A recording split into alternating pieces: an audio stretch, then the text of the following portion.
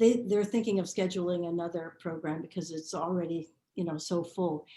I Yeah, guess of course. ours can only take so many people. It's a hot potato.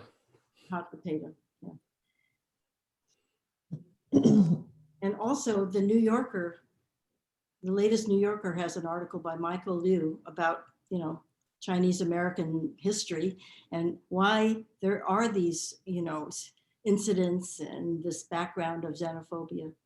So Over time, and I'll show in my the reporter called me because he wants to do a follow-up article. So oh, cool. yeah, there's a lot of interest. Suddenly, hey, we're in. Okay, I wanted to thank everyone for coming. 感谢各位来到今天的讲座。我们再给几分钟大概4:07左右会开始。然后希望呢，现在我们2位嘉宾主讲人都在了。然后希望各位就是稍等一下，看让更多的人可以参与进来，然后我们再开始今天的讲座。非常感谢各位。All right, we're going to start in about another minute or so that we have time to go through the program. Thank you everyone for being here for today's seminar, and please have a little patience with us while we try to admit everyone from the waiting room. Thank you so much.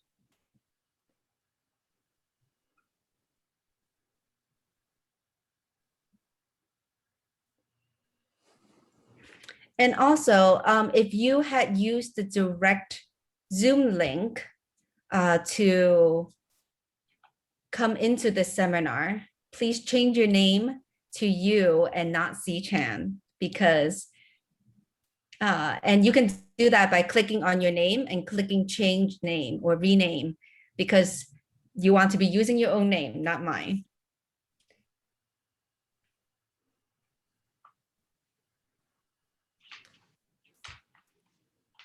Hey, Kathy, good to see you.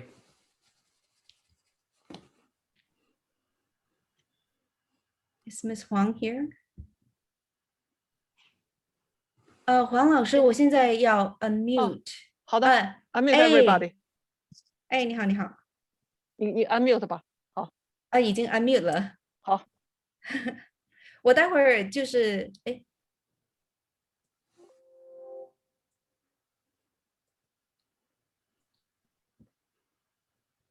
I have set everything to only the host can unmute, just in case we want to give everyone a good experience. So I set it to only host can unmute. So if you need me to unmute you for whatever reason, please message me directly. Otherwise, I'm going to mute anyone who is not supposed to be a speaker. If you need to be unmuted, you can raise your hand in the chat, and I will try to get to you as soon as possible. All right, I think we can start today. 欢迎各位来到我们今天的讲座。我们的讲座呢，就是现在就是正式开始，然后我们也开始录像录音了。然后呢，请稍等。那欢迎今天参与我们的线上讲座《永远的外国人》。我们今天有2位的主讲人，他们分别呢就是美国著名的历史学家、作家、纪录片制片人于荣怡芳女士，还有张伟明先生。然后我先share一下我的 screen， 这样各位看到今天的一些信息。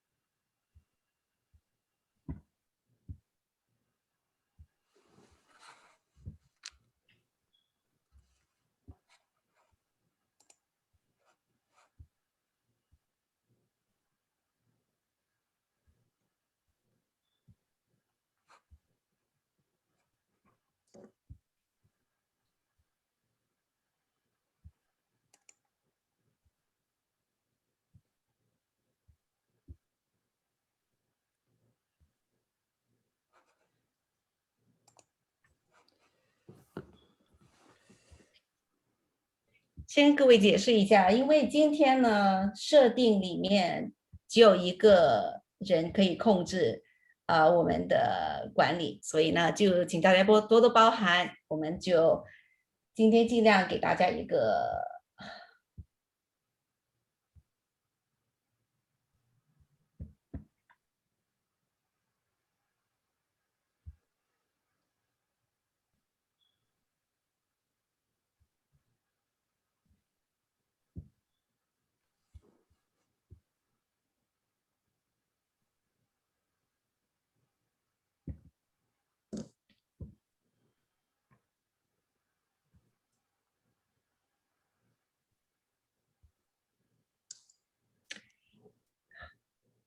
technical difficulties. I apologize to everyone for the delay. And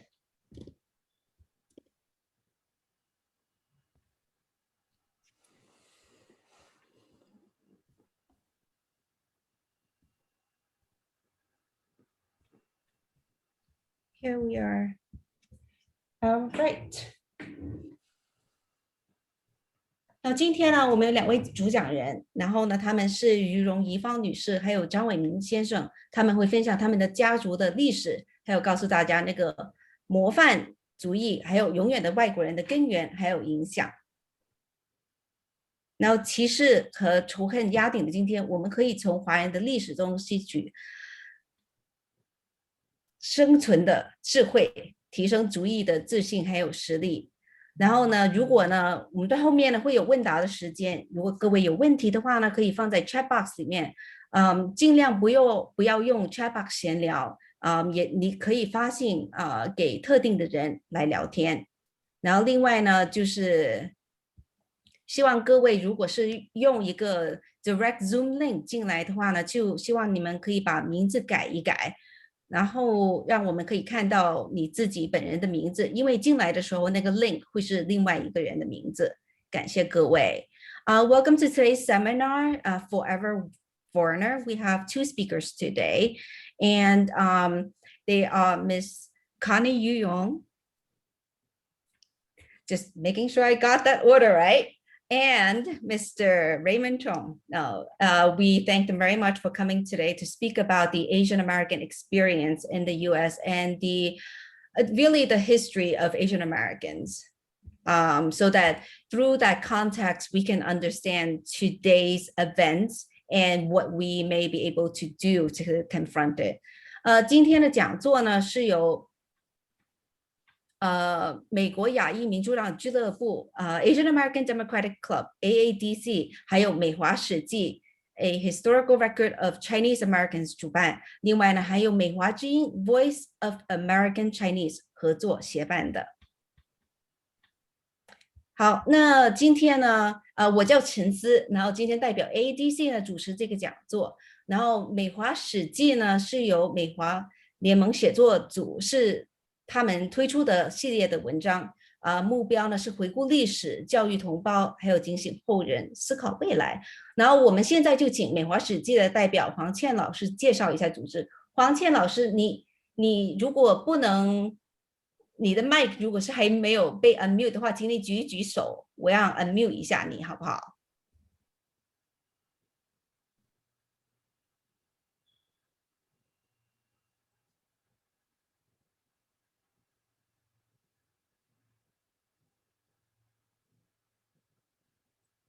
黄倩老师，你在吗？哎，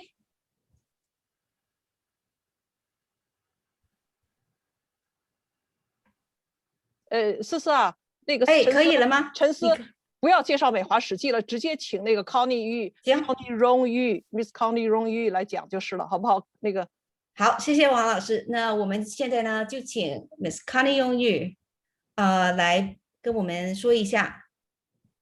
然后 Miss Connie Rong Yu 呢，她是一位she's a 4th generation Chinese American author, documentarian of Asian American history, and she draws on the experiences of her pioneering ancestors in her work. And she has books, documentary videos, notably Digging to Chinatown, Entertained at Liberty's Door. And she also appeared in a recent PBS series, Asian Americans. And she also was at the Spike 150 ceremony in Utah on May 10th, 2019, which is Miss Connie Yong-yu. This is where the picture is from, right? Yes. Yes, 然后于荣怡芳女士呢是第4代的华裔美国人，她是一位华裔美国人的历史的作家，还有纪录片作家。然后她美国公共电视台 PBS 去年5月推出的大型纪录片呢，《亚裔美国人》第1集，那就是她家的故事。然后前年呢，现在是2019年太平洋铁路呢进攻150年的纪念仪式上面呢，那于荣怡芳女士呢也是作为铁路华工的后代致辞。And she's also a community activist. She's a member of the citizens group that saved the detention barracks on Angel Island, and ultimately resulting in the designation of Angel Island Immigration Station at San Francisco Bay's National Historic Landmark。然后于荣怡芳女士还是社会活动家，她领导华人社区呢，就拯救了旧金山天使岛上的移民拘留营，然后让它变成了国家历史地标。然后现在我们就请我们的 speaker Miss Connie Yu. Hello. Hi. Hi. Thank you for the nice introduction. I'm glad to be here talking to you. This is a moment of what they call danger and opportunity. So 2 years ago, I was speaking before an audience of 20,000 people at Promontory Point at Utah live, giving the opening speech for Spike 150th. On behalf of the descendants and CHSA, Chinese Historical Society of America, I was reclaiming what was denied Chinese at the centennial 50 years earlier. It was a moment of triumph. The first transcontinental railroad was the greatest engineering feat of the 19th century in America, uniting east and western portions of the United States. And the Chinese were the major builders, doing the impossible in the most American of enterprises. The railroad, and this was, celebrated 2 years ago, May 10th. Some of you were there, and what a thrilling moment in American history. We all took part in spirit, all of us, and I thought we were done, and maybe you did too.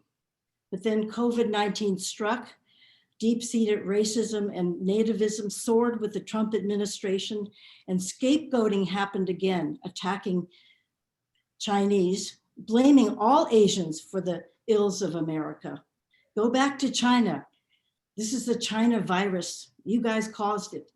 This is Kung flu. That's what we heard. Here we are again, back on the defensive. So the attacks on us are not new. America must understand the roots of this anti-Asian hate, the xenophobia, the racist violence. It is American history, and it belongs, we are all involved in this past. So you're not going to find this history in textbooks. Oh, sure, the incidents of, people, Chinese being driven out, the Rock Springs massacre, the Chinese exclusion law. These incidents are noted, but not the names of any Chinese persons, nor the effect of the Chinese exclusion law of 1882, and what it really did to not just Chinese, but our American society.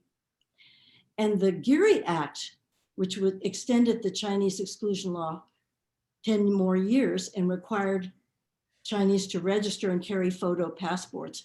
That was the ultimate hate crime. And it was by the US government. So how do we get to the roots of this? How do we really understand it so we can connect with US history and get to the roots of the problem today?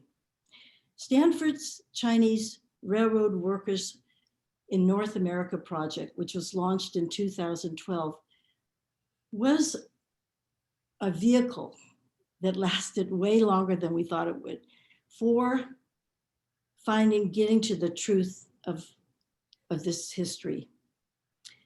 And it was organized in 2012 by Gordon Chang and Shelley Fishkin. And it just ended like a year ago.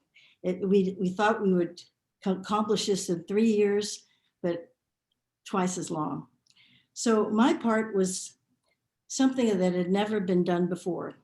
And it was interviewing descendants of Chinese railroad workers. And this is getting history from descendants, getting history from the people, the descendants of people who experience the exclusion, who experience the struggles of American nativism. So we conducted oral histories for all these years. I was teamed with Barry Fong, the filmmaker.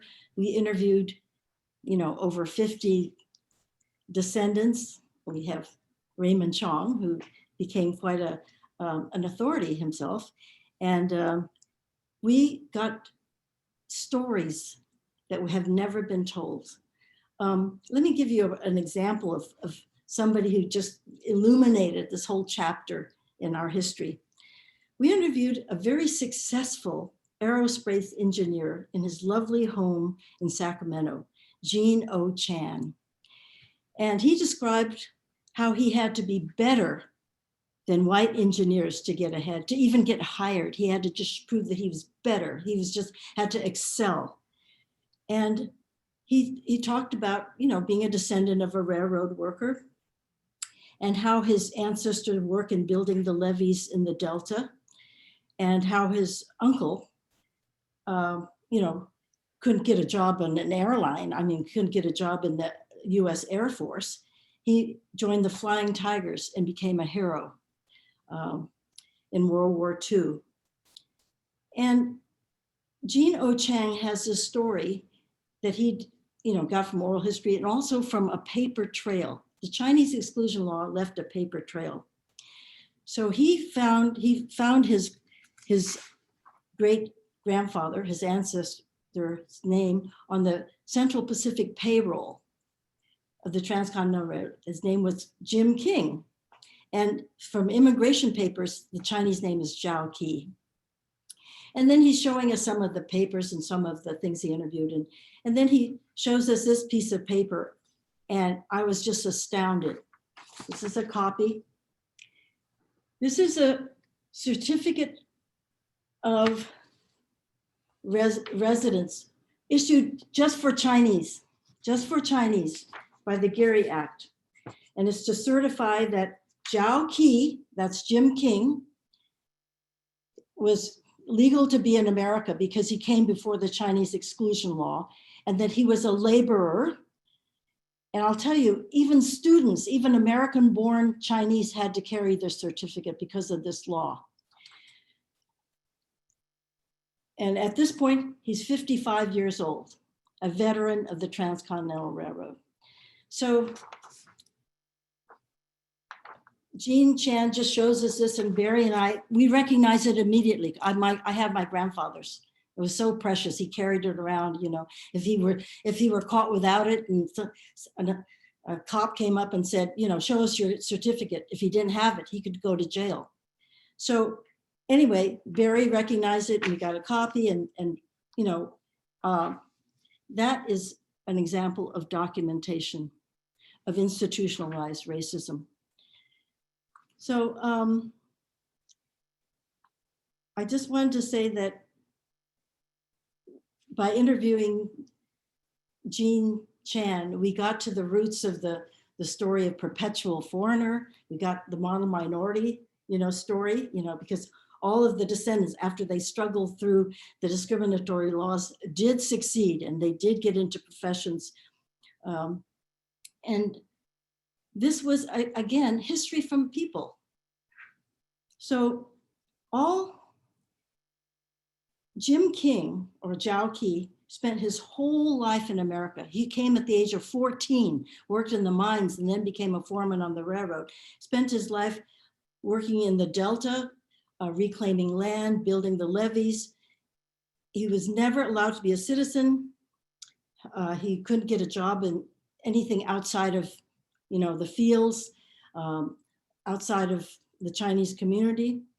His children had to go to segregated schools, because this is something that's not known, but in the Sacramento Delta area, where there are so many Asians, Japanese and Chinese were segregated in an Oriental school. And this did not end till World War II. So that is from interviewing Chinese railroad worker descendants, we found the arc of our existence here. An American narrative came to light through oral histories. Our lives have been determined by institutionalized racism established by exclusion laws. I know this well from the story of my great-grandfather Li Wangsang, who came to work on the railroad in 1866. He did not go back to China after the railroad, because after the railroad, the big four said, okay, your job's done, you can go home now.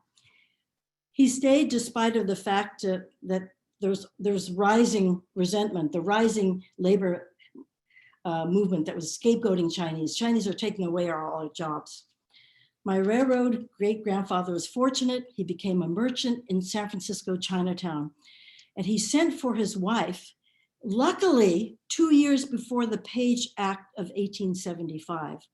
The Page Act was the first immigration law, the first exclusion law, and it was against Chinese women. Hereafter, Chinese women are not allowed to immigrate.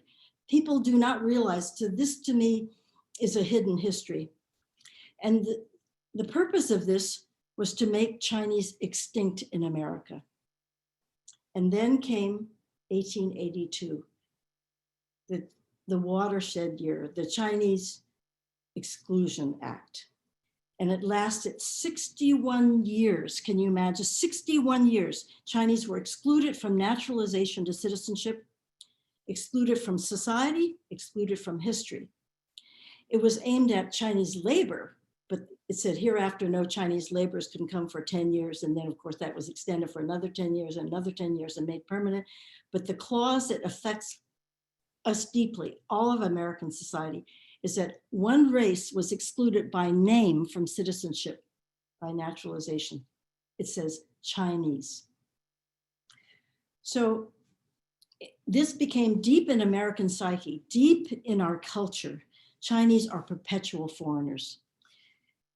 By law, even American-born citizens like my grandfather Lee, son of the railroad worker, he was suspected of being an alien whenever he traveled, whenever he did business. To survive, second and third generation Chinese Americans had to be exemplary citizens, just like Gino Chan, the engineer. He had to work harder, be more diligent, and not to make waves, hence the stereotype of model minorities. World War II, were it not for World War II, the exclusion law would not have been repealed. Truly, that's what a lot of people feel. It certainly would not have been repealed in 1943. Now, what is the evidence for all of this I'm telling you about that you don't find in textbooks?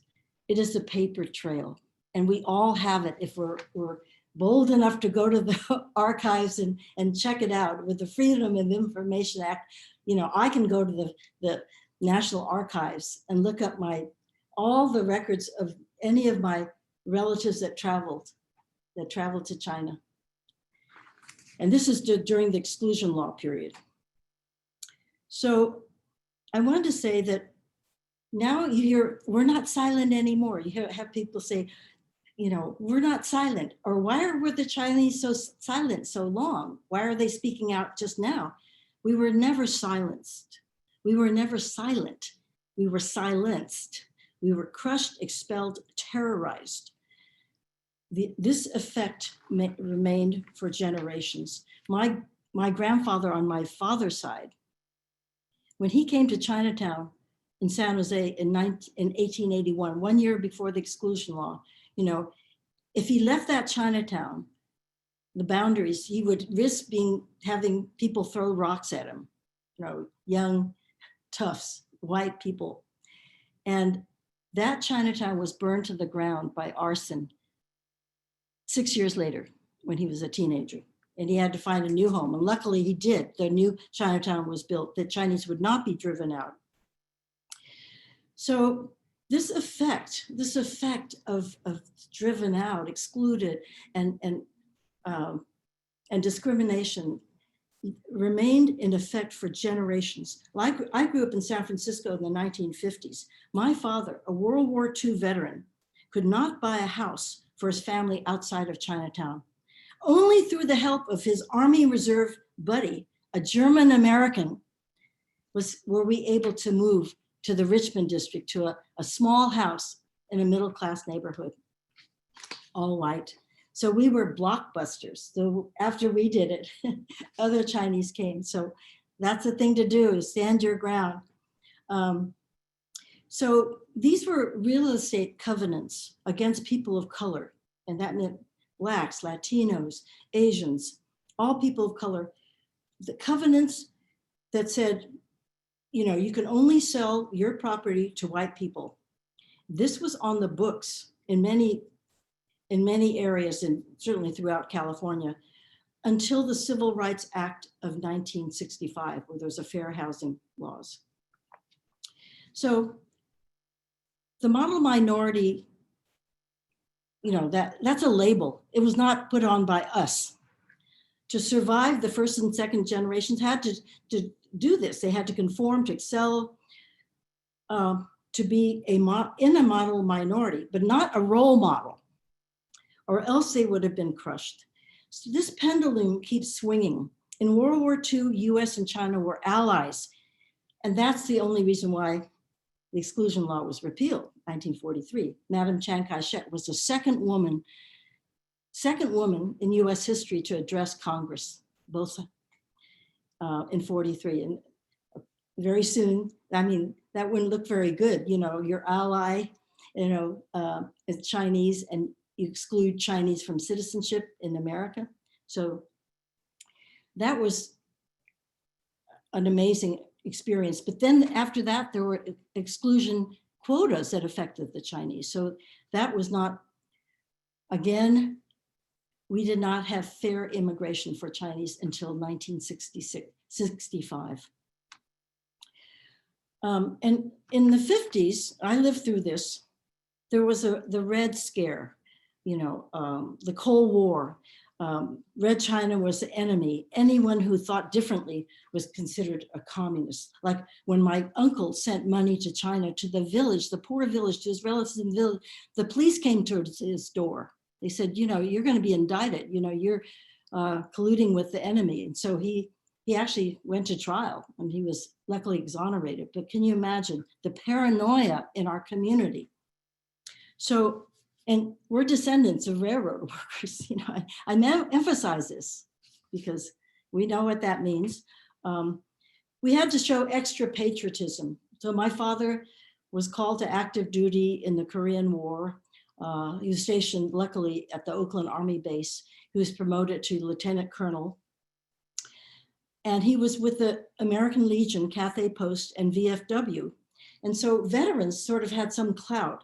And he spearheaded the War Memorial at St. Mary's Square in San Francisco, which is dedicated to Chinese soldiers and sailors and airmen who made the ultimate sacrifice in World War I and World War II.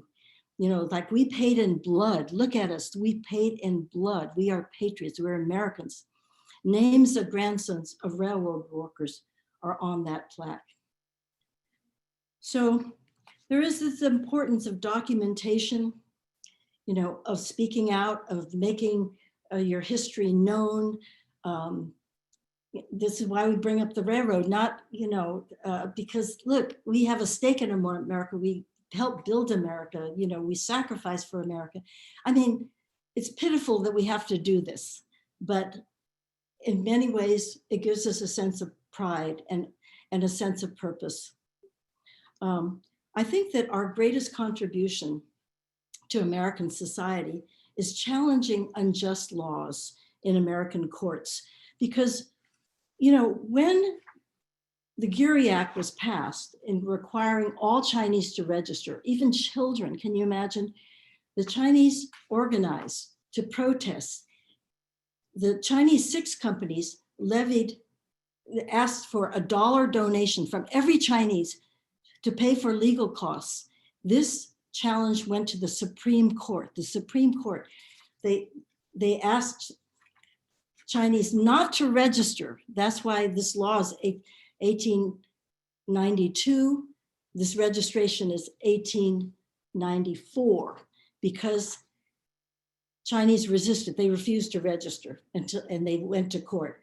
But crushingly, this is the greatest tragedy. The Chinese lost, and the Geary Act, the Chinese exclusion law, was ruled constitutional. So that was but then, you know, this was hidden, and you know, we don't have our struggles known until the repeal. I mean, a lot of people said, you mean there was a Chinese exclusion law? So again, I say our greatest contribution, that fight was important, and we've had some victories, and one of the greatest ones was Yik Wo versus Hopkins, a Chinese laundryman sued to have his laundry reinstated in San Francisco. And the judge ruled that this was equal protection before the law. All persons in America need equal protection before the law. This is 1886. This precedent of the court that, you know, Yik Wo versus Hopkins, Yik Wo won. This precedent has been evoked thousands of times in cases of people fighting for justice, even now. So my grandmother's case, my grandmother was detained on Angel Island, the widow of an American-born citizen, daughter-in-law of the railroad worker. I have the records. I have my great-grandfather's signature in Li Wang Sang, written in English. So that's how I learned that he knew how to read and write English. Anyway, my grandmother was detained on Angel Island for 15 and a half months. But again, the family hired lawyers, which sort of depleted all their savings. The case went to the Ninth Circuit Court of Appeals, and my grandmother won her release after 15 and a half months. And her case became a precedent in releasing other unjustly detained people from Angel Island. So this is activism. This is activism, people working, speaking out. And this is the kind of thing that you're doing, you know, by, you know, I guess by educating the public, and also by getting very active in the political process. I'd like to give you an example of how close we came to losing things if we weren't activists. The Angel Island Immigration Station operated in San Francisco Bay from 1910 to 1940. It was considered, I mean, no way is it the Ellis Island of the West. However, it processed immigrants. It was mainly for processing Asian immigrants, West Coast. Now, my grandmother was detained in the barracks, and in the barracks, there's a women's side, a men's side, and the immigrants themselves wrote poems, and they wrote messages on the walls, carved into the walls, some of the beautiful poems. And there was also, and this was not known, a group of them organized a Jiyaogun, a liberty association, to fight for the release. And the president was always the longest detained person, you know, then they'd switch over to the next person. So this was not known. The barracks were supposed to be demolished. See, I didn't know about it. I just knew that, you know, my grandmother's detained there on Angel Island. But in 1970, a ranger named Alexander Weiss, a park ranger, was going through the buildings, and he went through a building that was marked for demolition. You know, it was off limits. And he, with his flashlight, he sees all these poems on the wall. Oh my goodness. he had no idea if they were Chinese or Japanese writing. He just knew it was significant. And he went to his superiors and they said, forget about it. We're going to tear that building down. But he was taking a course in biology from George Araki, a professor at San Francisco State University. And he told him about the writing on the wall. And this struck in a chord in his memory. He goes, oh, my grandmother, I remember her telling me her first steps in America were on Angel Island. She was a picture bride. And a law later was passed to prevent all such, immigration of Japanese in 1924. Anyway, she got through Angel Island and she told her children that was her first steps. So he said, I'm going to go to Angel Island and I'm going to get a photographer. I'm going to bring my family. So they photographed every inch of the walls that had Chinese. It turned out to be all Chinese writing, because this barracks was actually called the Chinese detention barracks. The Japanese were processed because they had the gentleman's agreement, and then if they were cleared, they just went through. But the Chinese always had to have their papers checked, and they'd have a board of inquiry, and if it didn't work out, they'd stay in the detention barracks. That's where my grandmother was. So the word got out to students, it got out to activists, including me, and I was part of the first citizens committee to save the barracks. And how do we do this? Well, we had to go through the system, and this is how you do it. You have to talk to the legislator. We had the state senator, John Ferran, and Angel Island was in his district. We said, we have to save these barracks, and we have to stop the demolition, and it's important, and it's in history. And he immediately said, the way to do it is this: I will pass a resolution to establish a citizens committee to study this, and it will stop the demolition until it's studied, until you do this report. So I was part of writing the report, and it's very exciting. Of course, the resolution passed. The barracks later were, the state granted money for restoration. It became a national monument, and now it's a foundation runs it. It is absolutely a monument to immigration, and specifically Asian immigration, you will see. And if you walk through the barracks, they have been restored, and the poems themselves are highlighted. And then there's transcripts, and there's materials, and there's memorabilia. So that's documenting our history, and it's something that is a story of struggle, but also triumph. So what we can do is to continue our day-to-day work and our vigilance to support one another in our work, and have the spirit of community. I'm delighted to share this story with you, and thank you very much for inviting me.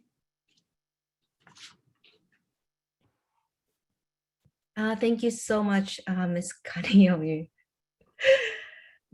Connie Yu, I'm so sorry. That's okay. Yeah. Call me Connie. Yeah. Connie, thank you very much for coming and for telling us this amazing story.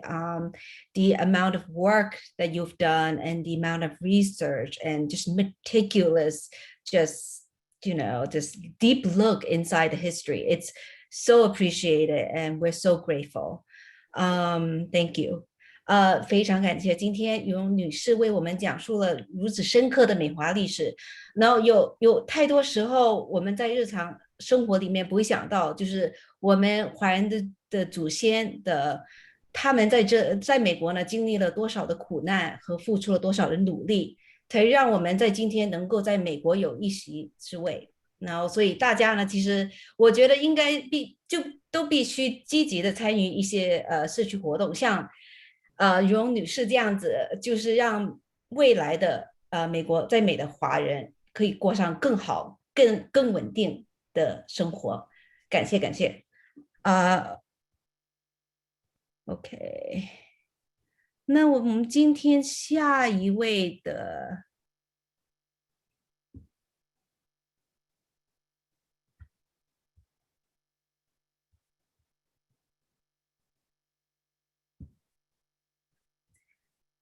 Technical difficulties is always the challenge to every Zoom. So I apologize and I thank everyone for your patience.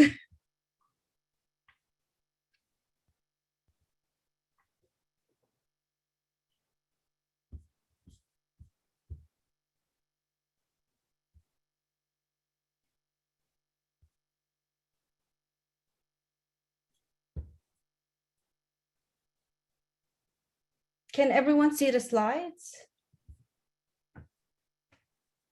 Okay, can everyone see the slides? Awesome.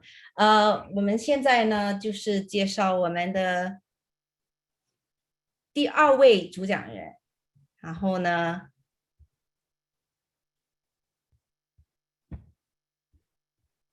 这一位就是张伟明先生 ，Mr. Raymond Chong。张伟明先生呢是一位第6代的华裔美国人，然后他是一位工程师。他刚才跟我说了，他现在呢还在工作呢，所以还没退休的。他在做了很多的研究之后呢，也在后来制作了一部寻根的广东话的纪录片《保卫四亿》。那他是第2次来参加我们的演讲呢，为大家讲述呢美国华人的历史。Mr. Raymond Chong is an engineer and a 6th generation Chinese American. He is a scholar of history of Chinese Americans and a producer of a documentary in Cantonese called Guarding the Great Sea. This is the 2nd time he has come to our seminars to share his stories of the generations of Chinese Americans. Okay, I'm going to stop sharing my screen and I welcome Mr. Chong to share his screen.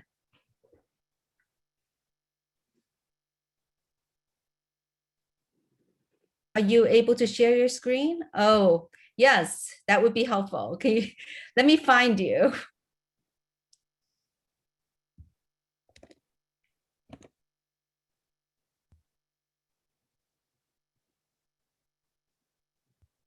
Thank you, Steve. 谢谢. Are you able to share your screen? Yes, let me go Great. to share screen mode. And hopefully I can find my presentation. And while you find presentation, is it okay if everyone turn on your cameras if you want to have a picture taken with all our guests and all of the attendees? 今天各位如果想要拍一张就是大合照的话呢，就趁这个时间可以把你的 video 打开。哎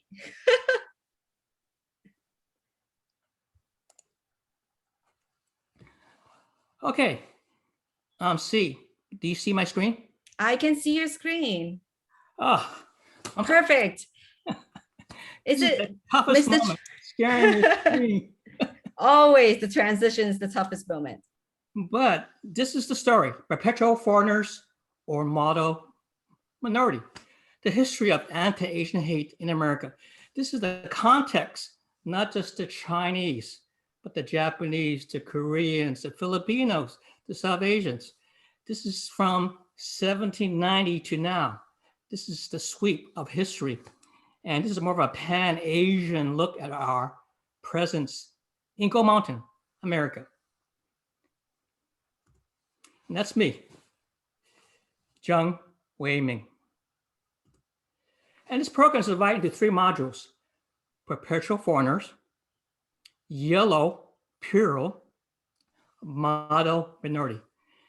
And Ms. Connie can relate to all this. She knows all these buzz terms. But for y'all new immigrants, our new pioneers, these are not taught in your college, nor your public schools or private schools, unless you have a strong interest. Perpetual foreigners. Asian Americans are perceived as perpetual foreigners, regardless how long they or their families have lived in the United States. For me, for my son, 7 generations since 1849. We're always the perpetual foreigner, not an American. That is the perception we need to break.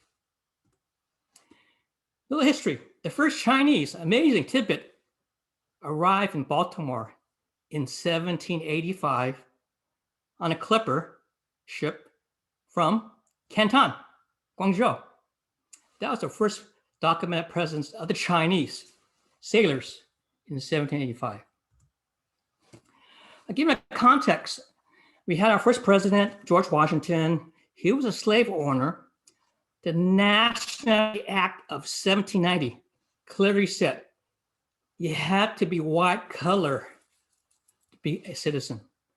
That was the way to segregate citizenship, whether you're Native Americans, Africans, you were classed to a segregated society. The privileged elite, the white color, were allowed to be citizen.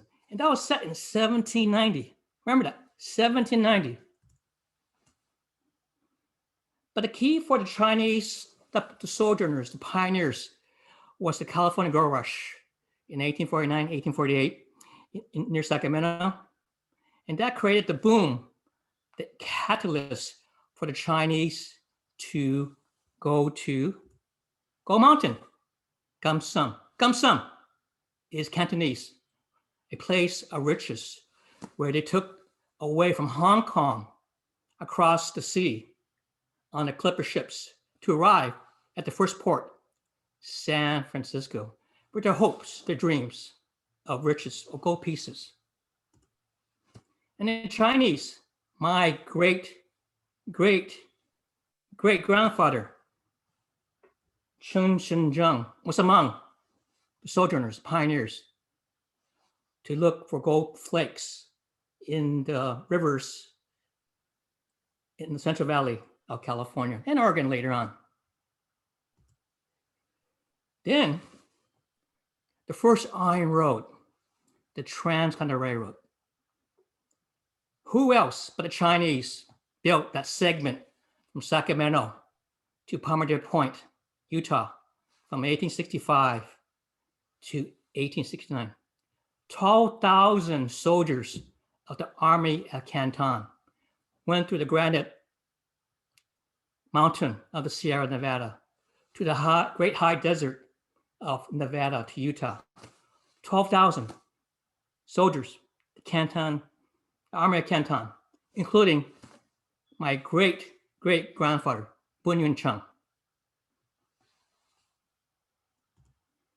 And that was the day of the Golden Spike, May 10th, 1869, a monumental event where the telegraph, D-O-N-E, done the merging of the Central Pacific and the Union Pacific on May 10th in 1869. But in the official portrait of this ceremony, no Chinese were shown. The Chinese were in the backdrop, cast in the shadows of this monumental event in May 10th, 1869. And as Ms. Connie alluded, the Delta levees, we, the Chinese, built the levees to create the most rich farm fields of all America. It was the Chinese that Connie mentioned, the levees. These are the levees. These are their stories along the California Delta. We contributed to a greater American society. But we were cursed. We were damned. We were scorched. Damn Chinese. The China must go. So it created the anti-Chinese sentiment. And I'm not puzzled. When I call it hate, it should be anti-Chinese hatred. But to be politically correct, you had to call it, well, it's called anti-Chinese sentiment, xenophobia. Hey, damn you Chinese. The Chinese must go. We were considered expendable, a waste of people. We were mongrels. And here are the Chinese slurs. Celestial is a dirty word. Chinaman, chink, ching chong, coolie, heathen. That is slurs I heard, and I'm sure Connie, yourself, your ancestors just said that. These are the slurs. This is the image of the ugly chink. And there were laws, as Connie mentioned. We cannot testify in court. Women should not emigrate because they were considered to be prostitutes. Chinese cannot marry outside their race. Can they marry white? You cannot merge. You cannot own land because you're not a citizen. These were the anti-Chinese laws in California. 1871, a massacre. 19 Chinese were killed. 15 of them were lynched in 1871. Have you heard about that? That is a picture showing a Chinese being hung. And some were already dead and they mutilated them even after that. This is in Los Angeles in 1871. And Connie mentioned about the Page Act, about the prohibition of women, unless you're a wife of a merchant, to come to America. And it created a disproportionate impact on the bachelor society, where for every 10 to 14 men, there may be one woman. This was the first step of ethnic cleansing to depopulate, to make the Chinese instinct. Of course, the Chinese we had are gang wars, whether it was prostitution, gambling, opium, illicit trades. There were tong wars, along Tong, hips on Tong, across America from roughly 1870s to the 1930s. Tong wars. But then, reaffirmation, the Chinese Exclusion Act of 1882. It's a continuation of the xenophobia of the white majority fearing the Chinese. Even though we were maybe 100, 200,000 population, we were a mere speck of the US population, but we were considered the scapegoat for all the ills, whether it's the economy or the pandemic. This was the first wave that prohibited Chinese to become citizen. It disallowed laborers to come to America. And a surprising consequence, which I didn't realize after the 1882 Exclusion Act, was the expulsion. First, the exclusion. Now you had the expulsion. In the American West, from 1885 to 1887, virtually any and all Chinese were being tormented, tortured, forced to flee from the Chinatown, Tacoma, Seattle, Eureka, get out of your town or we're going to kill you. That happened all across the American West from 1885 to 1887. Rock Springs Massacre, the coal mine, that was in Wyoming. 28 Chinese were killed in a labor dispute in a coal mine owned by the Union Pacific Railroad in 1885. The coal mine method, that was where the government officials organized the expulsion of 300 to 400 Chinese. It was well organized. It was called the Tacoma method to expel all the Chinese from Tacoma in Washington. And further, in the next year, the Seattle riot, they organized the Chinese to go onto the boats, to sail down to San Francisco or whatever, Portland, to get out of Seattle. Damn Chinese, get out of here, get out of here. 1886. Later on, Jeffrey, in Oregon, 34 Chinese were slaughtered. They were mining for gold at the Hills Canyon along the Snake River, high in the mountains towards pouring into the Columbia River. 34 gold miners were slaughtered, dumped into the river in 1887 at Hills Canyon. But this one, for me, was the most shocking part. Hong Di was charged to murder of a white lady. He gone to trial. This was in Colusa, California, up north. And he was convicted. The mob grabbed him from the jail. They hung him like a trophy. July 11th, 1887. And what you see here is not just a simple picture. this is a souvenir card, a trophy card, a postcard. This is a souvenir card. Say, you Chinese, be careful. Do not mess with the white people. A souvenir card. And this gentleman was only 17 years old when he was hung, Hong Di. But there are some positive moments. The U.S. Wong Kim Art, 1898. It reaffirmed at the Supreme Court level that by birthright, you are a citizen. And that helped some Chinese, not all Chinese, because the prevailing force was the Chinese Exclusion Act. But this was a rare victory. But the Chinese were very persistent. They believe in the justice system, going to court. The Chinese American Citizens Alliance was one big champion of that era to advocate our civil rights to the system from California to the Supreme Court in Washington, D.C. And Chinatown. You think Chinatown is a pleasant tourist spot? No, Chinatown is segregation. We could not own property. We could not live out. We were condemned to live in this ghetto. This is not a tourist trap. It is not an organized tourist attraction. It was a ghetto for the Chinese to be segregated, to be exterminated later. That was Chinatown. And here, this is crazy. What San Francisco did in San Francisco. You could not do laundry. You could not gong at a theater. Ridiculous. If you were drawing laundry in a cart, you're Chinese, you got to pay a $2 fee. You cannot have a queue, or you could cut your queue. You gotta, and dreadfully, in 1900, you were quarantined from another pandemic called the bubonic plague in 1900. And you were segregated in Chinatown for a couple of years in 1900 to 1902. And I'd like to thank Kathy Wang for putting this Chinese together. Must appreciate it.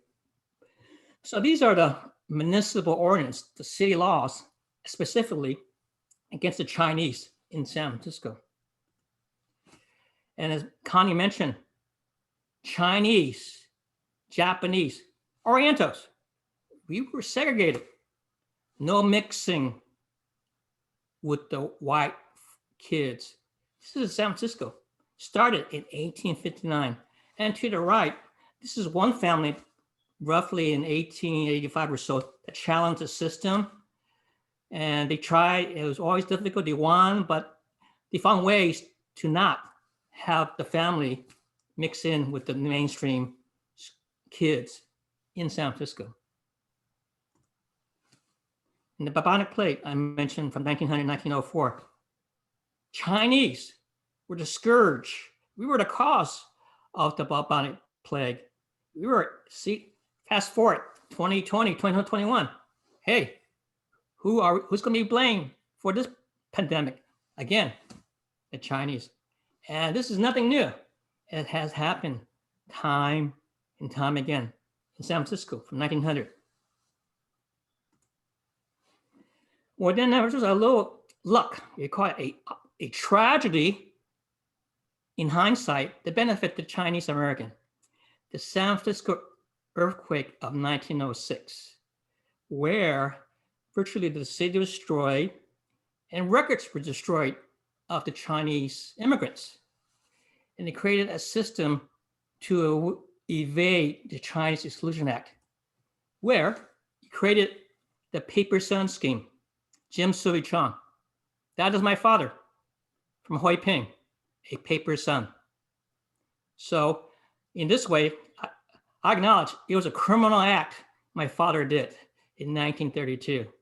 But this is the only way you can bring your family, your loved ones, to a paper son scheme or paper daughter scheme at that time. A little more context. It's not just the Chinese. In 1907, Theodore Roosevelt and the Japanese Empire agreed not to have the Japanese come to America. They want to limit that. The Japanese were considered the next scapegoat. First the Chinese, then the Japanese. And in 1910, the Angel Island immigration station was established. It was not to allow Chinese, Japanese, Koreans to immigrate. It was a sneaky attempt to exclude us. It was another wall, another obstacle. You think you're going to immigrate? No, they treat you like animal, like pigs. That's how we herd it together. And some people were there for a couple of years or so, like Connie's grandma. Then in 1924, there was a blanket act, the Asian Exclusion Act. Virtually all Asian countries could not allow immigration into America, whether from India all the way to Japan. The only exception was the Philippines. But this was a blanket. Thou shalt not come, Asian. And of course, there are other groups. First, Chinese, the labor decrease, then Japanese, the labor decrease. Then the Filipinos fill in the ranks of the fields or in the farms or in the mine.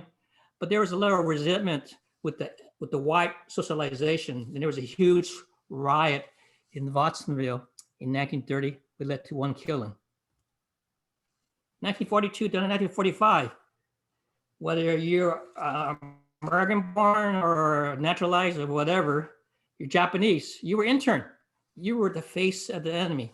Over 100,000 were interned in the American West in 10 concentration camps for 3+ years. They lost everything. They lost their businesses, they lost their homes, they lost their riches, the foundation of their American dream at that time. And on the Chinese, there were some segregated units too. For example, this is for the China Clipper, the seaplanes. And the gentleman that's leaning down, the third from the left, that is my father in the all Chinese crew. There was segregation from school, in life, in military. There was some aspect of segregation. In this case, this was with the Navy. Then, as Connie mentioned, hey, doesn't it look bad? The Chinese are our allies fighting against the Japanese Empire. Well, let's repeal the Chinese Exclusion Act. Yeah, they did that in 1943, the Magnuson Act. But the catch, they only allow 105 Chinese per year to immigrate. 105 Chinese. That was a condition. So we weren't fully accepted even then in 1943, despite of World War II. Then, as Connie mentioned, the shadow of the Cold War hit the Chinese American community. Chinese were considered the enemy, communists. From 1956 to 1965, it was under the Immigration Naturalization Service. There was a Chinese confession program. The federal government knew about the Paper Son scheme, and they forced Chinese to confess who you knew were paper son, paper daughters. And it created an upheaval in the Chinese community at that time, from 1956 to 1965. But then there was some positive movement, the signing of the Civil Rights Act in 1964 by Lyndon B. Johnson. A year later, and this was the turning point for immigration, not just for the Chinese, not for the Japanese. It ended what they call the quota system. It unleashed the opportunity, a better way of immigration by the Immigration and Nationality Act, again, by Lyndon B. Johnson in 1965. Other things to think about during that time, when the boat people came to America in the 70s, there was a war between the Vietnamese fishermen and the Ku Klux Klan in Texas from 1979 to 1981. Literally a war. And these are the KKK of that era against the Vietnamese fishermen. And of course, we all know of the dreadful murder of Vincent Chin, who was mistaken to be Japanese. But no matter what, he was beaten over the head. And the two perpetrators were good Americans. So they were released probation and $3,000 in fine. That was it for a blatant murder with a baseball bat. Hit upon the head for that beating at $3,000 in 1982. And that was the cause when Helen Z got involved at that time. And then, or other tragedies, 1989 in Stockton at the Cleveland Elementary School among Southeast Asian. 5 kids were killed by a mad white man. 1989, Stockton. Innocent kids. Then, 1992, the mass uprising after the Rodney King verdict. 64 people died. But the major impact was on the Korean community because they were scapegoat. They had the markets, they had the businesses, they had the restaurants. But who else were the unified power structure? So it caused a lot of damage, fires, specifically against the Koreans in Los Angeles in 1992, almost 30 years ago. And this one, Kong Kwang, he was a Taiwanese engineer, had 3 kids, a young daughter, 5 years old, and the twins.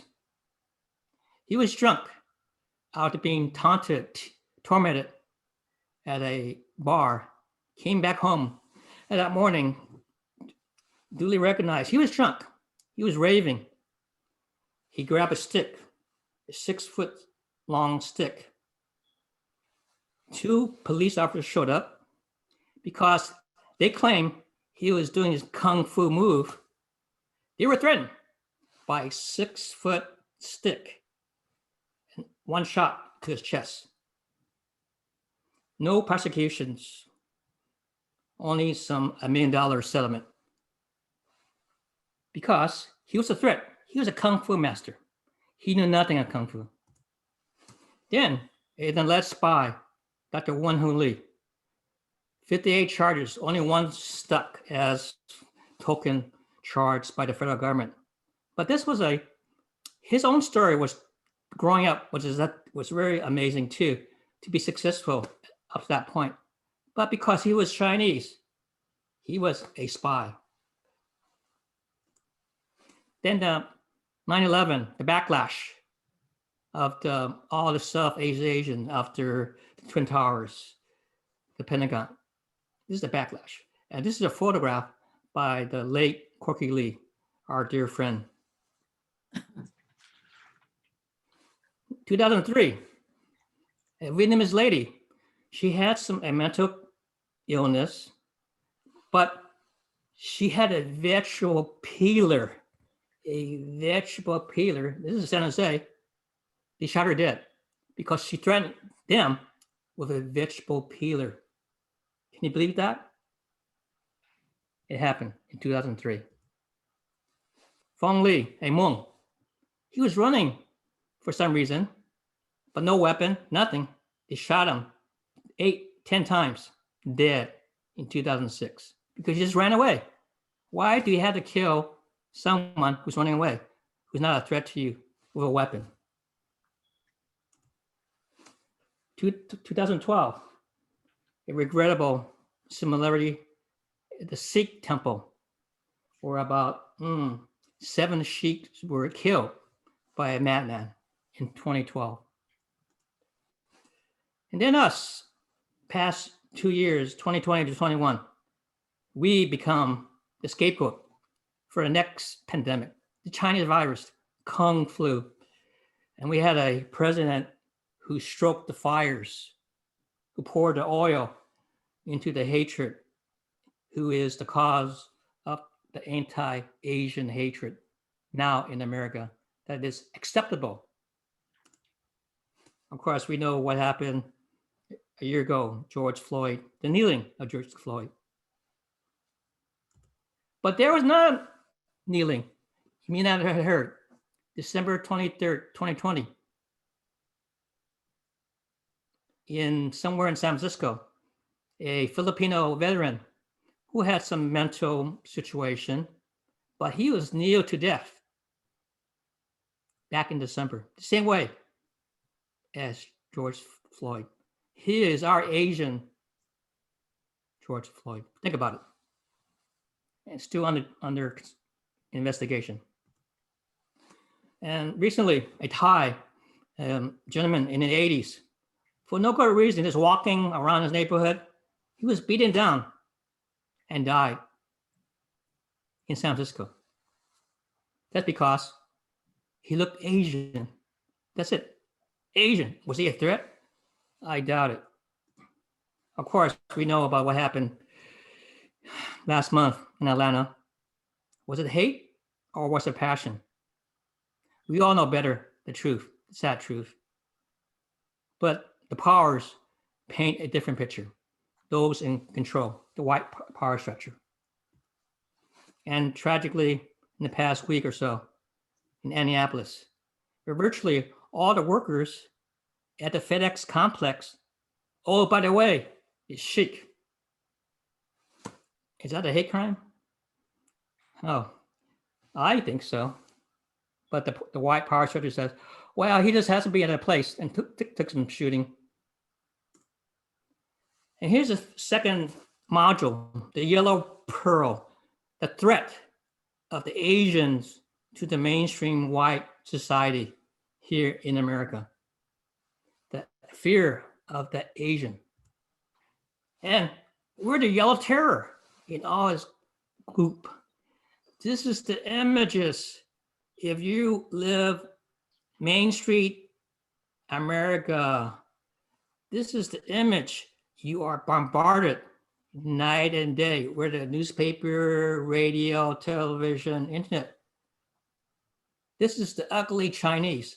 This is the image. You're a threat to the white woman. Oh, you were timid. The Chinese question against the mobs, the vigilantes, the gangs to slaughter the Chinese. That is the impression. This is in the late 19th century of the ugly, despicable Chinese, the heathens. And China, the impression didn't say it was a ghetto, it was a segregation place. It was gambling, opium, slave girls. The Chinese, this is a sample of their real world that they imported all right across the Pacific into our America, and they're contaminating our world. Again, with gambling, opium, slave girls. And we, the Chinese, were luring white women to the opium den. That is an impression. Constant barrage. It's the media image of the Chinese in particular during the early days of and into the 19th century. An image in magazines, Fu Manchu. Who else? But the Chinese were an evil force. Again, you've been bombarded night and day about the Asian, Chinese, Japanese, Koreans, Filipinos. And in the movies, even the silent films, the Asians were devious, scoundrels, cheaters. This is the impression of Asian. And this is in 1915 at the dawn of the silent film era. Again, you were stereotyped, the Asians at that time. And here is the paradox to be an Asian woman. One paradox or stereotype, you're a lotus blossom. And this is Anna May Wong, the famous actor. She was a lady of obedience, purity, submission. The lotus blossom. Contrast. Same person, Anna May Wong, dragon lady. And the perception is danger, deviance, seduction. That is what they call our mainstream Americans thinking of us as Chinese, as Asians, being the enemy, being the devils. And you ever heard the term yellow face? Hey, in Hollywood, the powers to be said, hey, we got this Chinese actors, characters, but the Chinese can't act. You gotta have a white person to be in yellow face, to look Asian, to be Chinese, Japanese, Korean, Filipino, because us Orientals cannot act. And it's more acceptable to the audience having a white play an Oriental character. So it's called yellowface. And it began even in Mary Pickford around 1917 to now. Yellowface. And of course, us Chinese in television, in Bonanza, in Fathers Know Best, whatever. The Green Hornet, Kato, Bruce Lee, he was a servant. The only Chinese could ever see on television, in film, we were only servants. We were not merchants. We were not businessmen. We were not professional. We were not lawyers. We were always cast as servants, cooks. The third module, the model minority, the stereotype, as Connie alluded to. Of course, we got our own symbolic way of thinking about it, but this is the model minority that started in 1966. The definition, groups that have obstinately achieved a high level of success in contemporary US society. That is the general definition of what that is, model minority. It began in 1966 for in particular, the called the Nikkei community, the Japanese American from the dust of World War II to now, how they became sort of Americanized to assimilate well.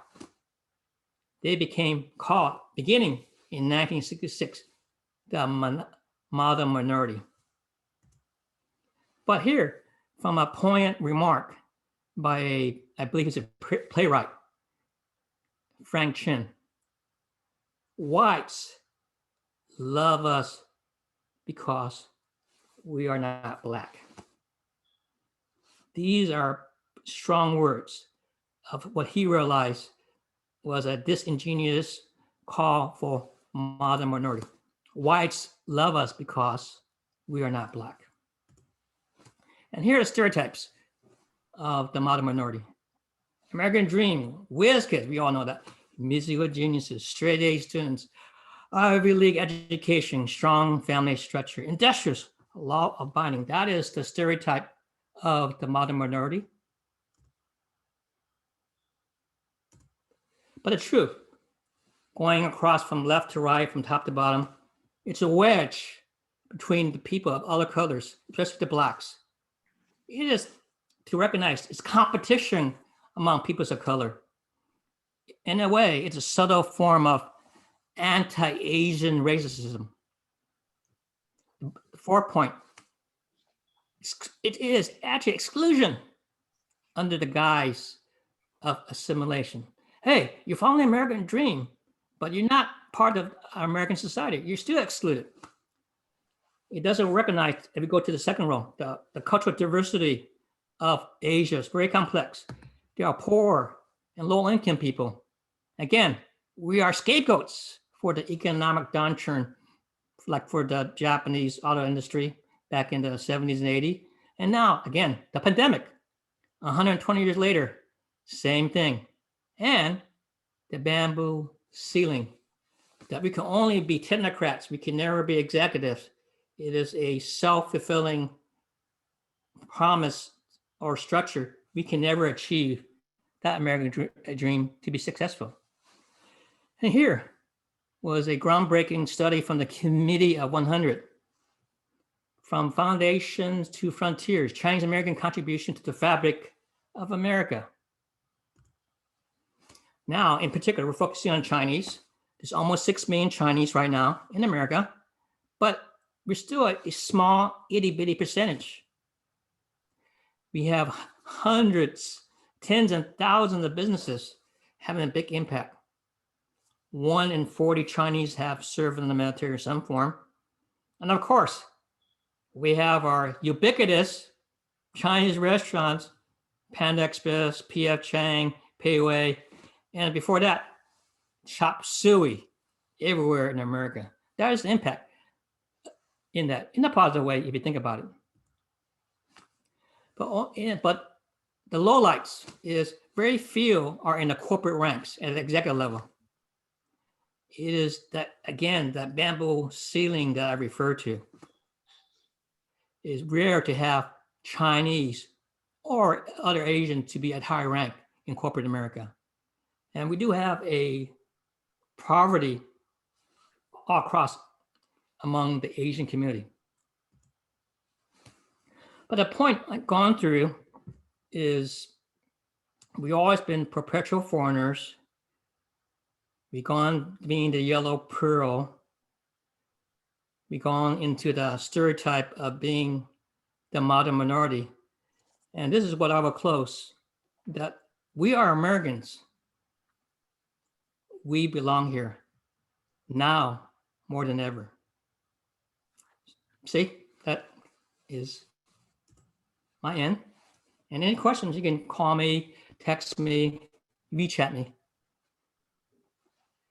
Thank you so much, Mr. Chong. That was a very impactful, may I say, presentation. And I really thank you so much for putting all of this together. 非常感谢张伟明先生今天为我们讲述了永远的外国人 perpetual foreigner 这个词的来源，然后他也很详细的解释了美国华人的很复杂的历史，也解释了在各个时代很恶劣的一种歧视的大环境，一直到今天我们都还能切身体验到华人在美国生活的难处。然后尤其是在现在种族关系很紧张的时候，不过那我们今天的两位主讲人也让我们看到了，我们还是有改变我们环境的能力的，所以就非常感谢他们。Thank you so much for, for the presentation, but also not just the presentation, just also showing us that there's hope and that there's light at the end of the tunnel. I understand I have a mission today too for everyone to ask everyone to turn on their camera so that we could take a big happy family picture. 希望各位可以把你们的那个视频，就是我看看，应该可以把视频打开，然后我们可以来一张大合照。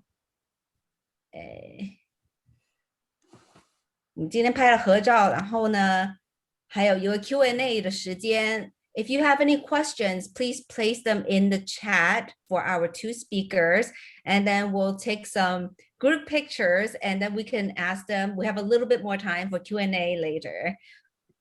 So thank you, everyone. If you can turn on your cameras.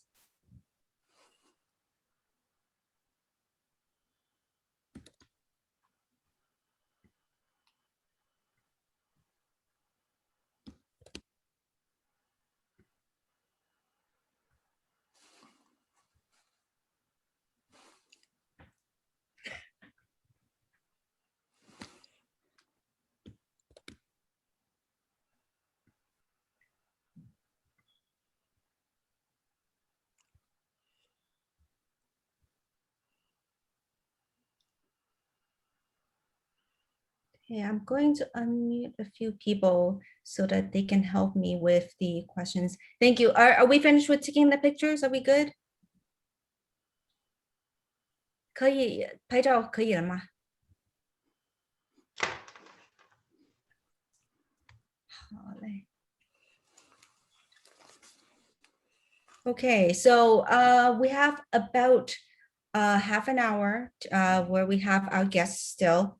So if you have any questions, please feel free to put them in the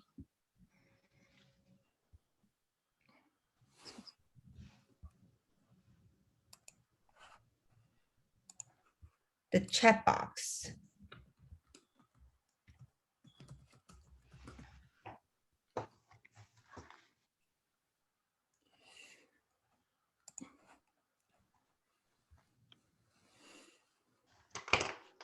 C. Yes. So acknowledge one of our key participants. Want to duly acknowledge the retired Army Major General Bill Chin is among us. Let me. Does Major General Bill Chen want to say a few No, words? I'm saying I just want to recognize him. He is in the audience. Okay. Major General Bill Chin. Trying to. There we go.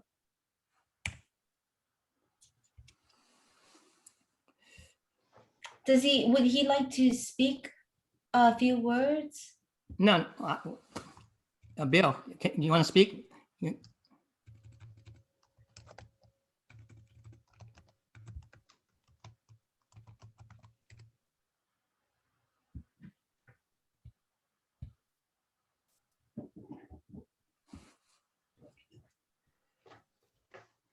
Right. Sorry, everyone. I'm having some technical difficulties again. Please give me a moment. I can actually not see Mr. Bill Chen. Billchen. Oh no, I'm stuck in share screen mode, Oh, okay. trying to get out of share screen mode.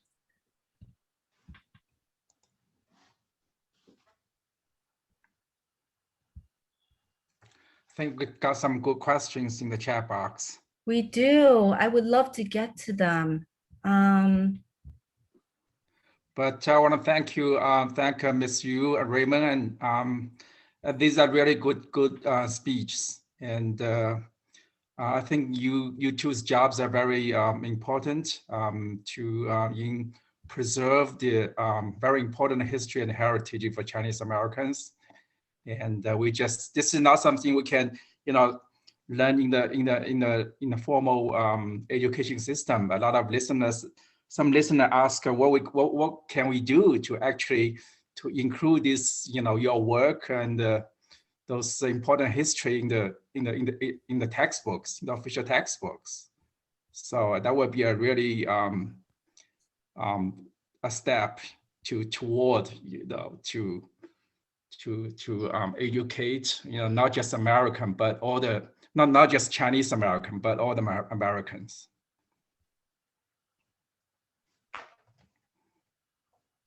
Certainly, the curriculum has to be changed in every single area in the United States.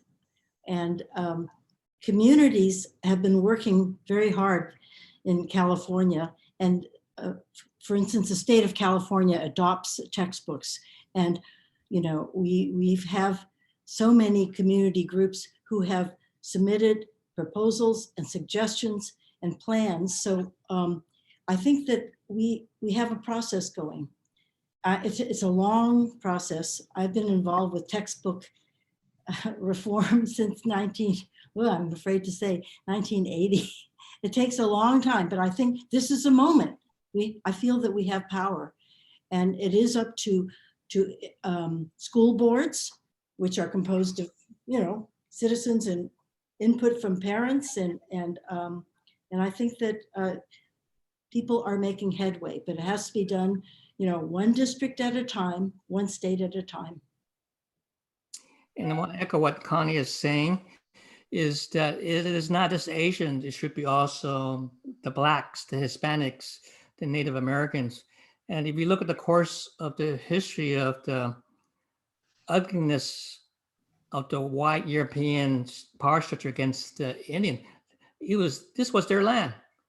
And the Europeans gave them diseases, they slaughtered them, they took their land, they put them in reservation.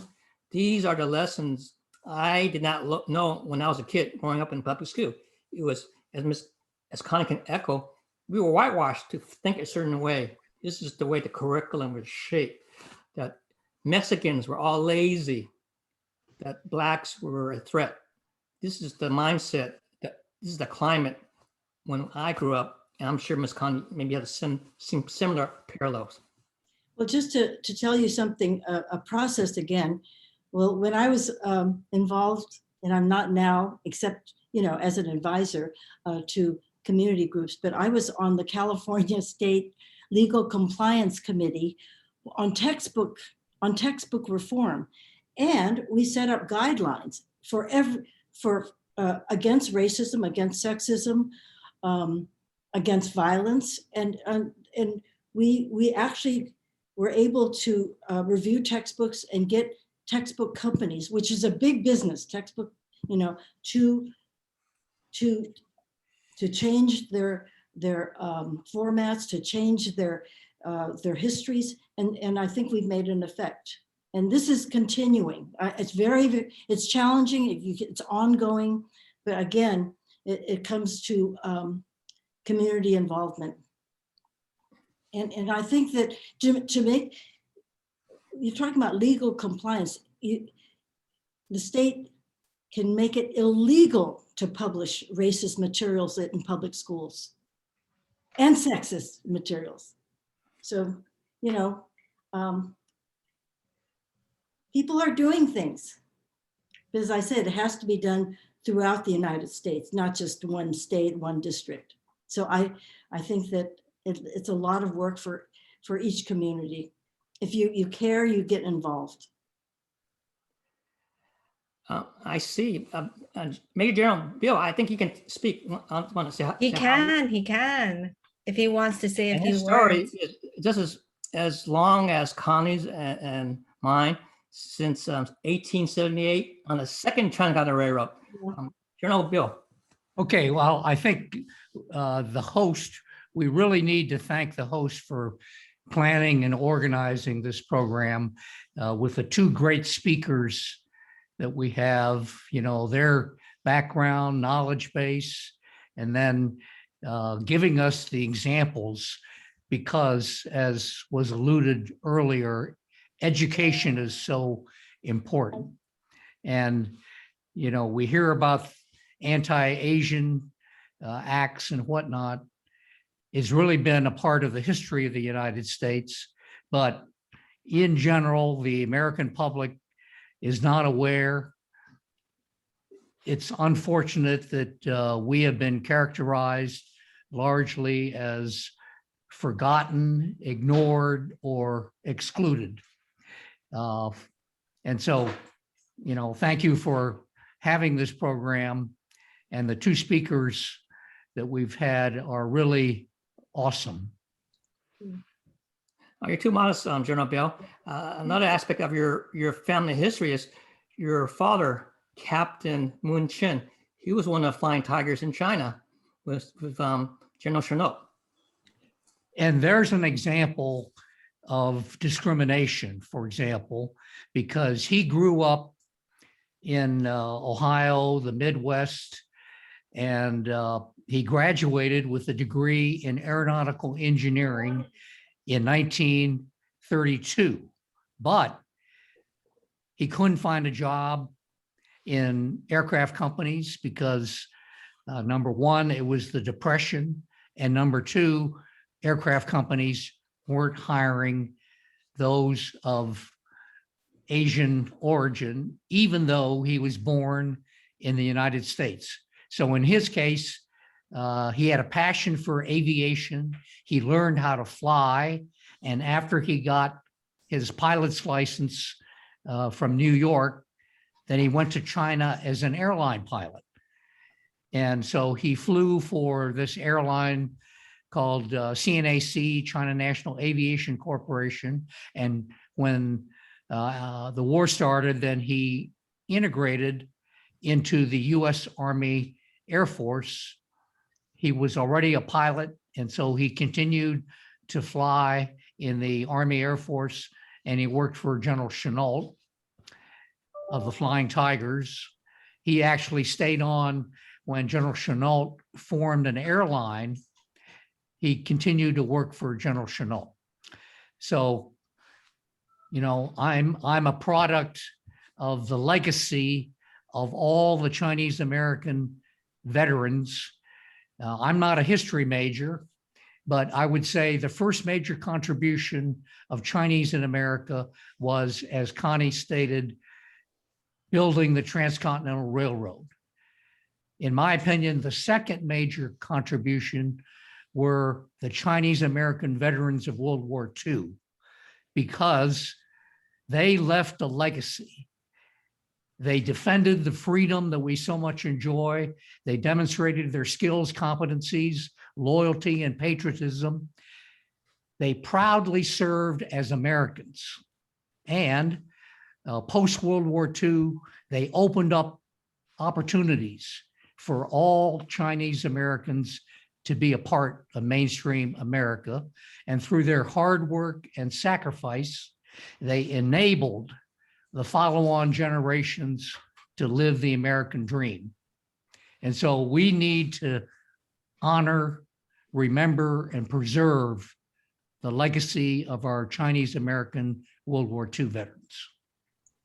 So what General Bill is alluding, in spite of all the obstacles, in spite of all the challenges, his grandfather, his father, himself, his kids are following the American dream now, in spite of that. So it gives us time to hope for a better day.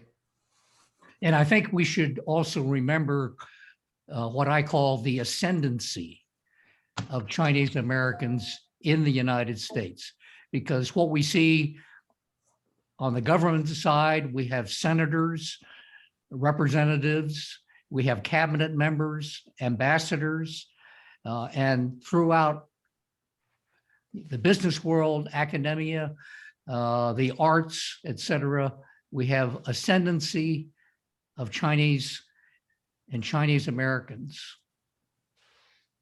I'd like to add that there's a senator, veteran of the Iraqi War, Tammy Duckworth, who submitted the resolution that passed the Senate, which is an anti-hate crime against Asians bill. And we should be watching the news. It will very likely pass the House. And this is a big step in, in our work for to combat the xenophobia and racism that's happening now. And she's a veteran, so that gave her extra clout, and an Asian American veteran born in Thailand. And she was a strong supporter of the award of the Congressional Gold Medal for Chinese American World War II veterans. Excellent. Great. I do want to address one question. It says here, what does it mean for exclusion under the guise of assimilation? Well, my interpretation is this model minority is, hey, you're part of the white boy network, but it's an illusion. You're not, are they your best friend? Do you go camping? Do you drink? Do you have parties? No, you're still segregated. You're still in your own bubble. You're not part of the actual power structure. What Connie is alluding, you ought to follow the American way, the process, the legislative process, but it takes patience, awesome patience. But that's what I mean. It looks like we're being assimilated, we're being accepted. Reality, we are still in a bubble like this, still.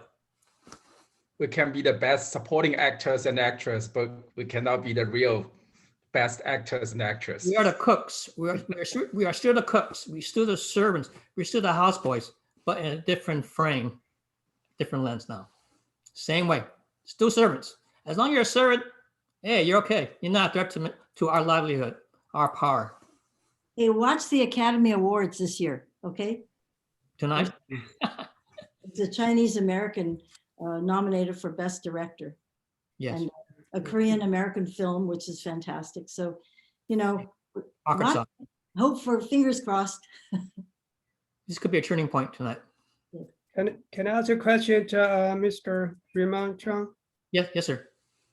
I want to, before I start my question, thank you the speakers and the generals for joining us. This is actually very informational, educational, and inspirational too, actually.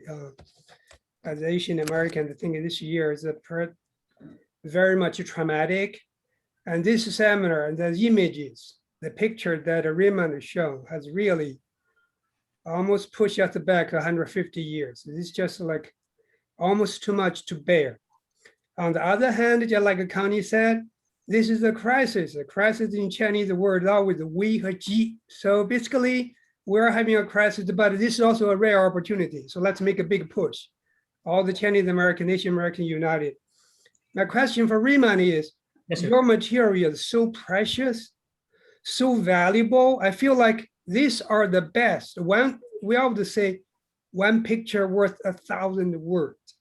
These pictures will be very, very convincing and educational. If you are thinking about, update the educational curriculum for the young generation, not just our Chinese young generation, but Go ahead. mainstream. And what I present to you is only half of it. I'm going to show you half because the other half, and I want to be balanced. And it's like, honey, we look at that balance. I look at the ugliness of the slavery, the extermination of the Indians, the hideous treatment of the Hispanic. That is the other half. Because of the time limit, I took that off.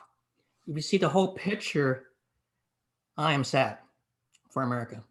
Well, again, just reflect the virtue of our Asian Americans. We are always in a thoughtful mind. We never, we stand in solidarity with other Asian ethnic Americans. And all peoples of all colors.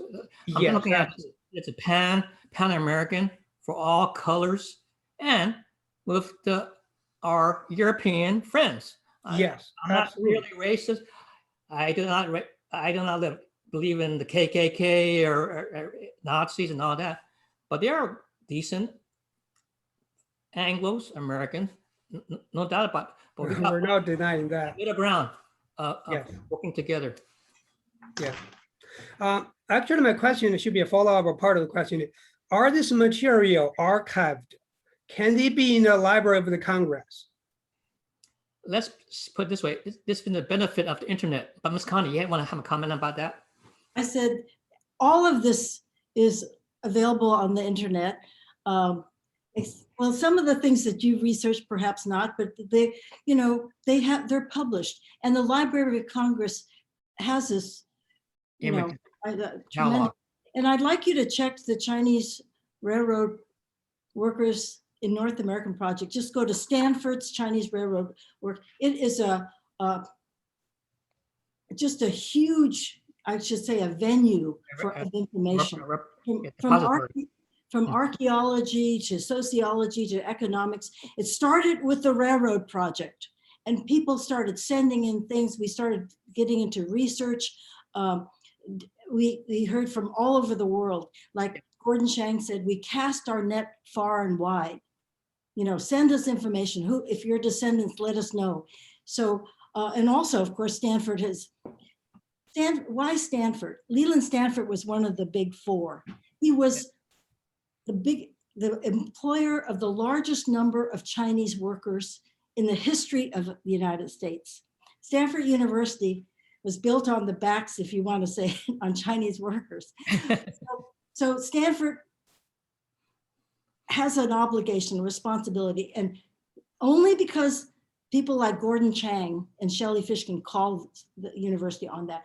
And they have incredible archives. Stanford University has the collection of railroad photographs of the Transcontinental Railroad. A ton of it. So the website has all these sources, including current events, and it also has videos of railroad sites. They have a short video that I'm in. It's called Work of Giants, and you just click on it. It's on YouTube. The Work of Giants, and it shows Summit Tunnel, which was the largest tunnel, almost the length of a football field, which the Chinese carved inches at a time to build the railroad. 15 tunnels. 15 tunnels, the one of 15. But the information is there, and a lot of it is what do you call the real thing? Letters, artifacts, and we call this primary resource. It's not Xerox, it's a real thing. And you'll see it So the source is there. Please do go to that website. But what, Yeah, what, well, thank you. but what I have done is, yeah, you can have a whole bunch of pictures, but you got to synthesize it to create a theme, to create a story that is rarely understood, rarely accepted. What I've done based on this exercise in the past few months is, hey, I created a story from nothing, literally. And then I realized it's not just people of yellow, but there's Black, Indians, Hispanic. We got to present the whole story, not a narrow lens of us being Chinese. We are all Americans. Rima, you're just being thoughtful, but I think for Chinese Americans who have so much to deal, the history of discrimination is so out of a line. I think, even you concentrate on our story, I think people should understand, I mean, obviously other Asian Americans get, mistreated badly too, but look at what we have gone through, look at how America have treated us 150 years ago and now, at the present day. So we need to, make as much a push as possible. The reason I read the Library of Congress is because, all the photos, the talks, within WeChat or in Chinese language, etc. It's all almost like a grassroots, Yes. we have to light the light up to the government level. So we try to make sure that we have a Library of Congress number when we publish anything. So this is a book that I co-authored, and you can order it from the Chinese Historical Society of America and some bookstores. It's called Voices from the Railroad, and it has 9 stories, the interviews, my life is one of the stories, but it has let's see, it has the story of the Colorado pioneer Chin Lin Su, but it's written by the descendant, his or herself. So that's the difference. Voices from the Railroad. So And I have 3 copies. Oh, great. But you see, my point is that we have to tell our own stories, and we do have a voice. And if we don't have voices, let's get the voices of our draw from the voices of our ancestors and other descendants. Yeah, and I want to allude to that point. Corky Lee, he, in my view, was the storyteller of the Chinese American experience, an Asian American experience. And he was impassioned. And that was that trigger of that photo. Yeah. 150 years later, I'm there too with Miss Connie. Yeah, that's Corky Lee, the late Corky Lee, who passed away from COVID, sadly, in January. I remember him. He had some very, very photos that's memorable. And he's an impassioned champion, a teacher, a mentor. He was an awesome man, Corky Lee. He's my inspiration for what I'm doing now, really. Yeah, me too. Thank you. Thank you for the conversation. Thank you again to our speakers and to the organizers and everyone for coming. This has been a very enlightening and eye-opening afternoon. I saw some additional questions in the chat, but I also wanted to, there's a question about whether we can make films, Asian American films in Chinese, so that people who speak Chinese can learn about the Chinese American experience. I don't know if our guests have any thoughts about that, but I personally think, according to my knowledge, if the movie is made in a foreign language, it technically would not qualify for certain award categories if, say, we are entering award categories. I'm not sure if that is a thing. It's foreign film, but I think the concern is not to enter it into a contest. If you want to make the film, you make the film. Mm-hmm. So I've been to China twice for the railroad project, and one year, I guess it was in June, right after the railroad celebration of 150th, June 2019, I was invited by Wu Yi University, in which they made a video. They made films and videos based on our work in Chinese. So That's Sheila Tan. She's a good friend of mine. Oh, Kathy, I think Kathy has a point. See, Kathy. Yes, there we Okay. go. If you want all the Chinese Exclusion Act, the PBS documentary, as well as Asian American PBS documentary, Asian Americans, they all have Chinese subtitles.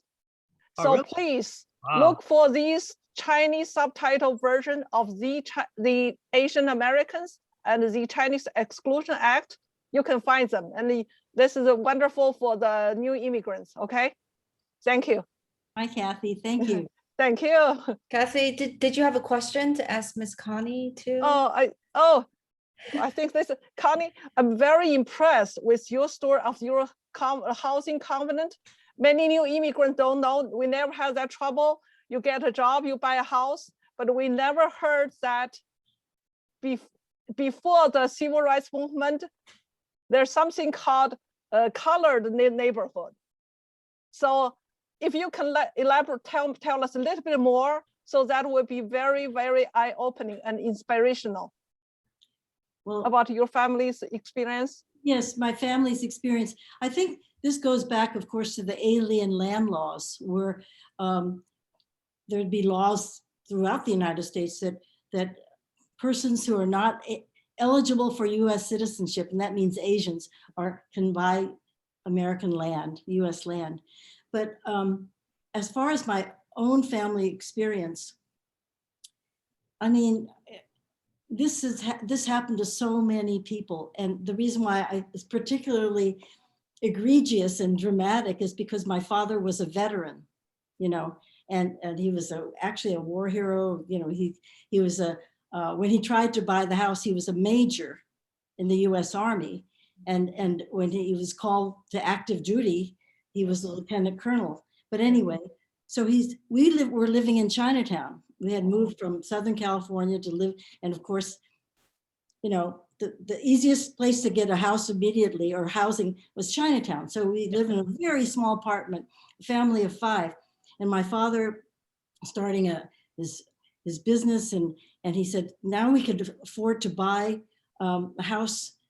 Let's go in the Richmond district. And the Richmond district, and this was an all-white area, but it's in the avenues, and you know, has a yard, but it's a middle class neighborhood, and that's what we could afford. So my father goes, and he knows already there's a covenant.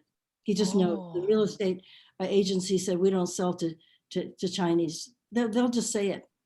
And so can you imagine, he's in the reserves, U.S. Army reserves. He goes to meetings with a fellow Army officer of the same rank named Keith Baring, who's German American, whose ancestors immigrated later than ours. And my father said, you know, I can't buy a house in the Richmond. And this lieutenant colonel goes, well, here's the plan. We're gonna do this. I'm gonna buy the house, have it in my name, and then sell it to you. Put the down payment. And that's how it was done. And here's the irony, when we moved in, there was a petition in the neighborhood saying, you know, we do not want Chinese in the neighborhood. And they'd say Chinese. I did not know about this petition till I was about to get married. You know, my neighbors were bringing in wedding presents, and there was this neighbor, this lovely lady who I'd known as a very sweet neighbor. And then when she left, my mother goes, that's the woman who started the petition. Oh, this is so educational. So it's this fear. I mean, Oh my God. They think when the Chinese are moving in, they're just going to start a Tong War or something. And so here our family comes in. So this is already after World War II. The Chinese Americans fought for this country, and they can't move into a white neighborhood. So sad. In the Japanese. Connie, I'm going to write an article in Chinese. In detail, I tell people what covenant is. I only heard this about a year ago because a friend of mine is a realtor in San Francisco, and one day he was going through the paper of old house. He saw this and he took a picture. He highlighted, posted on his moments. He let because many people don't believe it. They say, "Oh, this is maybe 100 years ago." This I show you. This is in your old house. If your house is old enough, you can still find this sentence. So I'm going to write you a story. Okay, yeah. Thank you so much. Also, in year 1957, the Chinese Nobel Prize Yang Zhening, who won the physics, after he got the award, he wanted to buy a house next to the university. You know what he has to do? He has to take this to his principal, the chancellor, his school chancellor, ask the chancellor to go to neighborhood to talk for him. Can you imagine? So I'm going to write all this in Chinese. Thank you so much, everybody. Connie, Raymond, and General Bill. Thank you. So can we give a round of applause? It's up to you. We can. I can try to. Yeah. Oh, we also have to take picture with General Bill together. Oh, did we take a picture? Yeah. I've unmuted everyone, so we can do a round of applause. Yes. Everyone. Yeah. Thank you so much. Thank you so much. Thank you. Okay. I'm going to mute everyone again. And I'm going to ask each of our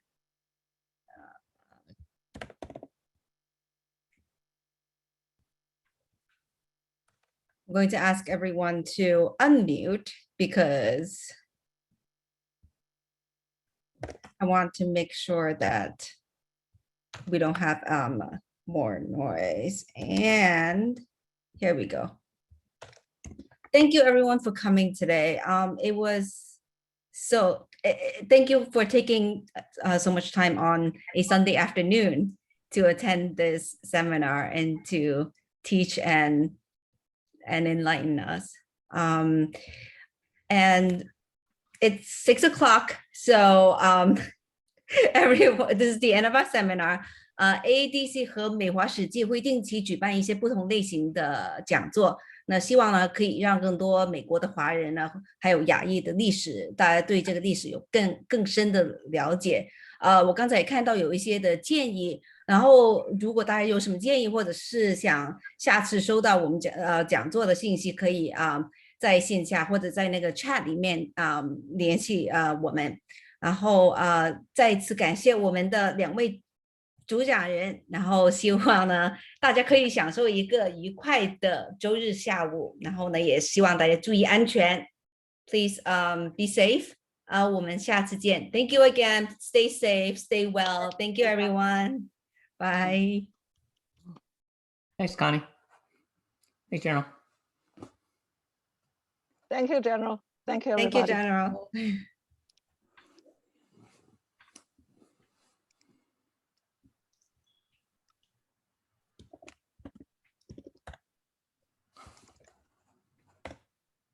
Okay, I'm going to stop the recording. Thank you everyone for coming again. Oh, thanks. Very professional. No bombing. No bombing, but there were some technical difficulties. I'm going to stop recording now so it doesn't catch all my rant. Okay.